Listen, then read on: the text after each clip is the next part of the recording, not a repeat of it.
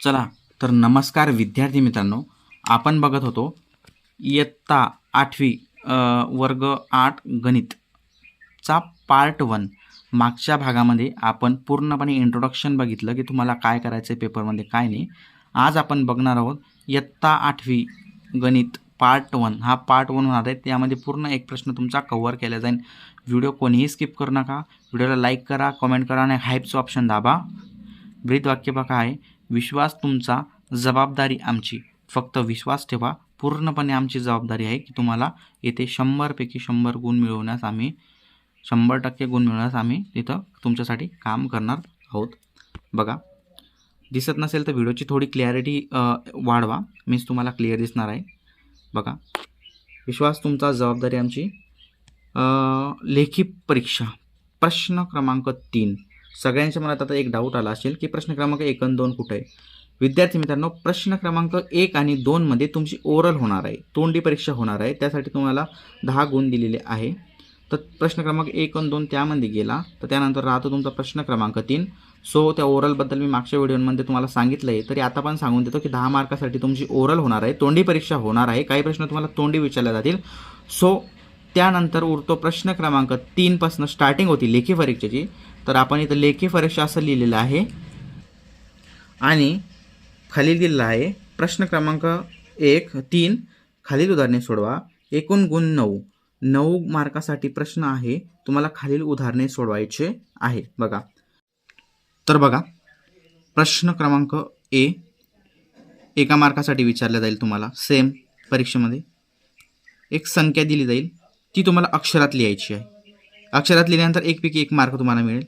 तर संख्या दिली आहे, याचं उत्तर मी इथं लिहून देतो. असंच उत्तर तुम्हाला परीक्षेत लिहायचं आहे.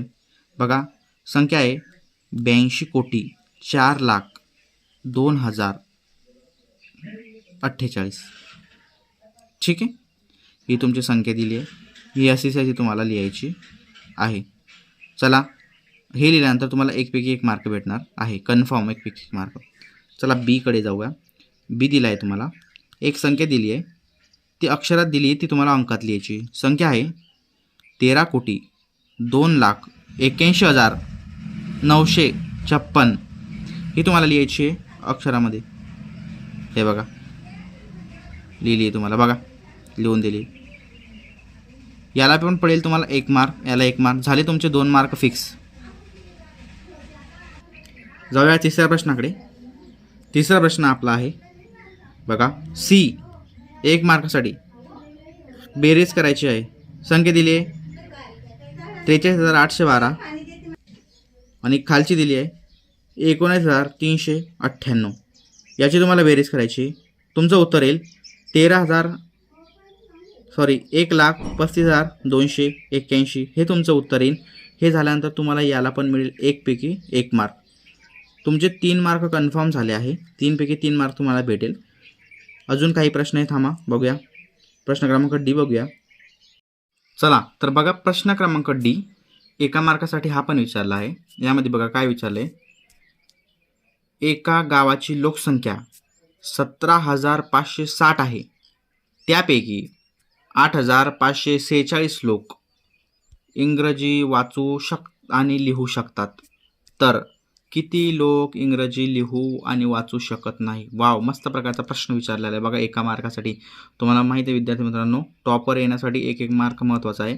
खूप छान मेहनत करावी लागते, तेव्हा खूप 1 मार्क मिळून तुमचा स्कोअर ॲव्हरेज चांगला निघत असतो, पर्सेंटेज मिळत असतं फायनलला. बघा, तर काय विचारलं आहे. एका गावची लोकसंख्या 17,560 आहे. त्यापैकी 8,546 लोक, किती लोक? 8,546 लोक इंग्रजी वाचू लिहू शकतात. तर किती लोक लिहू शकत वाचू शकत नाही? बघा, याचं उत्तर मी इथं दिलेलं आहे. बघा, गावातील एकूण लोकसंख्या किती आहे तुम्हाला हे समजेल. हे समजलं की तुम्हाला हा प्रश्नाकडे बघायचंही काम नाही. बघा, गावातील एकूण लोकसंख्या किती सांगितली आहे? 17,560 आणि इंग्रजी वाचता येतील लिहिता येतील लोकांना किती? 8,546. मग तुम्हाला काय करायचं आहे, टोटल लोकसंख्येतून ज्याला वाचता येत लिहिता येते त्याला मायनस करायचं आहे. टोटल लोकसंख्या किती आहे आपली? 17,560. आणि मग ज्याला लिहिता वाचता येतं ती किती आहे? 8,546. मग याला मायनस केले, राहिलेली अमाऊंट किती आहे? 9,014. म्हणजे 9,014 तुमचं उत्तर आहे. या लोकांना इंग्रजी लिहिता वाचता येते. सिंपल आहे. भेटला तुम्हाला 1 पैकी 1 मार्क. विद्यार्थी मित्रांनो, व्हिडिओ आवडला असेल तर लाईक करत राहा. चला आता ईकडे जाऊया. बघा आता ई प्रश्नामध्ये हा पण सुद्धा 1 मार्कासाठी तुम्हाला विचारलेला आहे. आता ई प्रश्नामध्ये काय विचारले, एका फळ विक्रेत्याला 32 रुपये डझन दराने 2560 रुपयांना किती डझन केळे मिळतील. काय डझनचा भाव दिला आहे 32 रुपये आणि किती रुपयांचे केळे घेतले त्यानं 2560 रुपयाचे. मग किती डझन केळे घेतले बघा त्यानं. सोपा प्रश्न आहे बघा. आता उत्तरामध्ये जाऊया आपण. बघा 1 डझन केळं मध्ये 12 केळी ती दर रुपये किती रुपये 36 रुपयाला 1 डझन त्याला केळं भेटत आहे. त्यानं 2560 रुपयाचे केळं घेतले. मग त्याला 32 भागेला करायचे कारण दर किती 32 रुपये. मग 2560 भागेला 32. मग त्याचं उत्तर येईल 80. मग त्याला उत्तर काय तर तुमचं फायनल 80 डझन केळी मिळतील. किती केळी मिळतील विद्यार्थी मित्रांनो त्याला 80 डझन केळी त्याला मिळतील आरामामध्ये. किती रुपयामध्ये 2560 रुपयामध्ये. मग तुमचं उत्तर काय झालं फायनल 80 डझन केळी मिळतील. तर 80 तुमचं उत्तर झालं. बघा याला भेटला तुम्हाला 1 पैकी 1 मार्क. आता प्रश्न क्रमांक F आहे. बघा F काय दिला आहे, एका विद्यार्थ्याच्या सहलीचा खर्च 1240 रुपये असल्यास 138 विद्यार्थ्यांचा एकूण खर्च किती होईल हे विचारले तुम्हाला. एका विद्यार्थ्याचा सहलीचा खर्च किती 1240 रुपये आणि विद्यार्थी किती पूर्ण 138. तर खर्च किती विचारला आहे. बघा उत्तरामध्ये बघा कसं लिहायचं तुम्हाला. एकूण विद्यार्थी 138. एकाचा खर्च दिला 1240 रुपये. जर एकाला लागत आहे तर 138 विद्यार्थी गुन्हेला करायचा आपल्याला. 1240 गुणिले 138. तर टोटल उत्तर किती येत आहे 1,71,120 रुपये तुम्हाला लागतील. तर तुमचं फायनल आन्सर काय होतं आहे 1,71,120 रुपये एकूण खर्च होईल. ओके. बघा याला पण 1 मार्क आहे. विद्यार्थी मित्रांनो 1 मार्क तुम्हाला खूप सोप्या पद्धतीने मी समजून सांगतोय, असं कोणीही सांगणार नाही तुम्हाला. चला आता बघूया आपण जी आणि H 1 मार्काचे प्रश्न आहे. मग त्यानंतर आपला प्रश्न क्रमांक 1 समाप्त होणार आहे.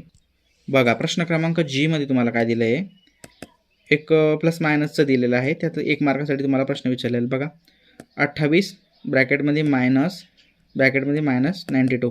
आता बघा हे तुम्हाला सॉल्व करायचं आहे. ब्रॅकेटच्या बाहेर मायनस आणि हे मायनस झाले इथं प्लस. बघा मायनस झाले प्लस.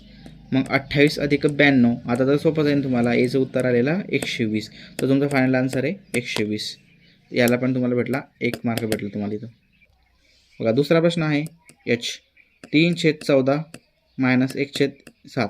याला पण गुण आहे तुमचा 1 गुण आहे. बघा हे नित्य समानता वापरली. याचं फायनल आन्सर आलं 1/11.